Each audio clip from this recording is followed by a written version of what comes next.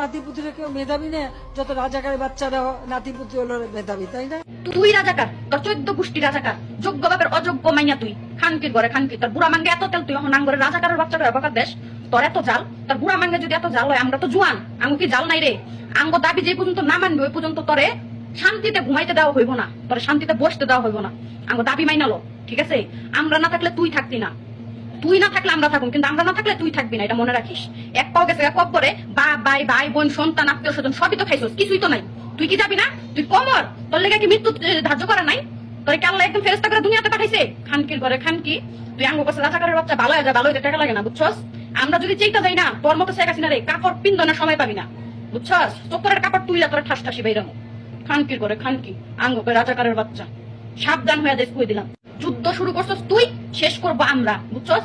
যুদ্ধ চলতেছে, চলবই, যতক্ষণ তুই আমাদের দাবি না মেনে নিবি ততক্ষণ তোরে শান্তি দেওয়া।